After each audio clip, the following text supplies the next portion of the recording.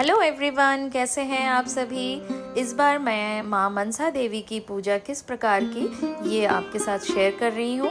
इस बार जन्माष्टमी और माँ मनसा देवी की पूजा एक ही दिन पर थी, तो थोड़ा सा हेक्टिक शेड्यूल था, बट पूरे अच्छे मन से मैंने इसको निभाया।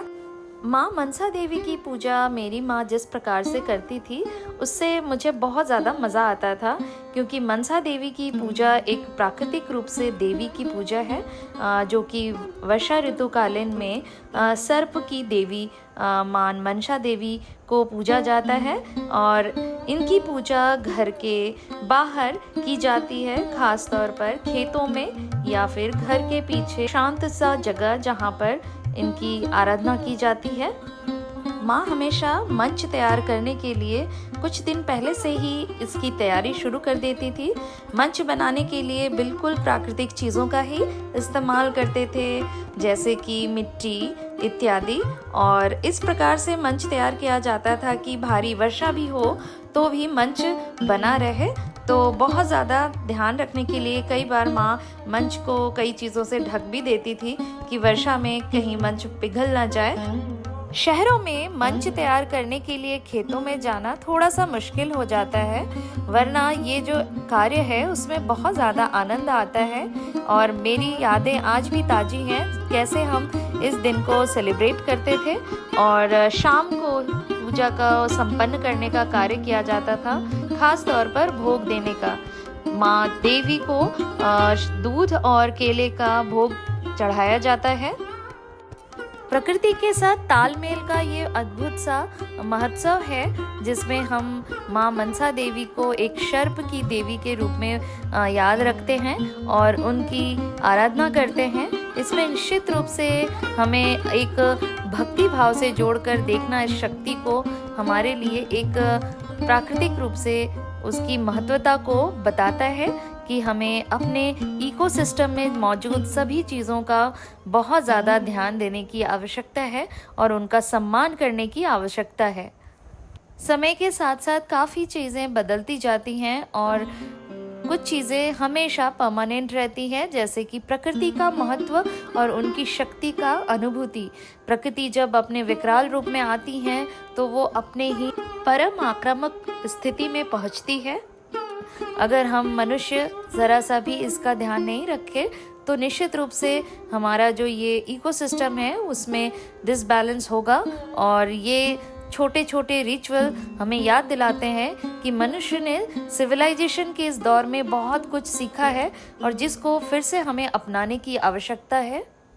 देखिए, किसी भी चीज़ों को अपनाने से पहले उसके पीछे के कारण को जानना बहुत ज़्यादा आवश्यक है, और कारण अगर कहीं नहीं मिले तो आप उनकी महत्वता को समझिए कि ये रिचुअल क्यों बनाई गई होगी, आखिर इसके पीछे क्या रीज़न रहा होगा। अगर आपको रीज़न मिल जाता है तो आपको निश्चित तौर पे आप समझ पाएंगे कि उसकी महत्वता वास्तविक रूप से समाज में बहुत बड़ी हुआ करती होगी। इस वजह से ये पीढ़ी दर पीढ़ी पास ऑन होती चली गई। अगर आपको निरर्थक लगता है तो निश्चित तौर पर ये आपका व्यक्तिगत विचार हो सकता है। ये पूरी तरह से फ्रीडम है कि आप किस चीज़ों को एक्सेप्ट करते हैं, किस चीज़ों को करने में आपको आनंद आता है, ये पूरी तरह से आप पर निर्भर करता है। माँ मनसा देवी एक ऐसी शक्ति के रूप में देखी जाती हैं जो कि बहुत ज़्यादा एग्रेसिव थी और अपने को एक देवी के प्रतिरूप में मनवाने के लिए उन्होंने शिव की बहुत ज़्यादा आराधना की और आखिरकार उन्होंने इस पर विजय भी प्राप्त की। पश्चिम बंगाल में माँ मनसा देवी की पूजा बहुत ज़्यादा प्रचलित है। मैंने कुछ सालों में ये महसूस किया है, अगर जगह जगह आप घूमने जाएंगे तो आपको कुछ वहाँ के लोकल रिचुअल्स पता चलेंगे और बहुत ही इंटरेस्टिंग चीज़ें उनके बारे में पता चलती है। प्रकृति के साथ उनका तालमेल कैसा है, प्रकृति के रूप में वो किनको महत्व देते हैं। ऐसे ही हिमाचल और उत्तराखंड में बहुत सारे रिचुअल्स अपनाए जाते हैं देवी देवताओं के रूप में, जिनको हमें जानने की आवश्यकता है। और इससे हमें बहुत अच्छी बात समझ में आती है कि प्रकृति के साथ हमारा बहुत ज़्यादा जुड़ाव रहा है, जो कि आज फिर से ज़रूरत है उस चीज़ को अपनाने की। जिस प्रकार से हम प्रकृति का दोहन करते आए हैं, अब निश्चित रूप से अब ये समय आ चुका है कि फिर से हम उनके बारे में सोचें। सिर्फ प्रकृति का दोहन करते चले आए हैं। प्रकृति को नया जीवन देने के बारे में कभी नहीं सोचा। पुनर्जीवन देकर उसे हमेशा सुरक्षित रखना भी हमारा कर्तव्य था। रिचुअल से ज़्यादा मेरे लिए मायने रखता है कि उन चीज़ों को याद रखना कि प्रकृति वाकई में हमारे लिए कितने बहुमूल्य है।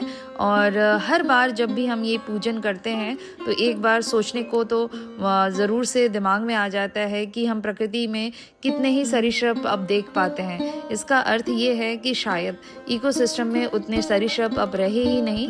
कितना केमिकल फर्टिलाइज़र वगैरह जो भी पेस्टिसाइड हम इस्तेमाल करते हैं पूरी तरह से इकोसिस्टम को वो बर्बाद कर देते हैं।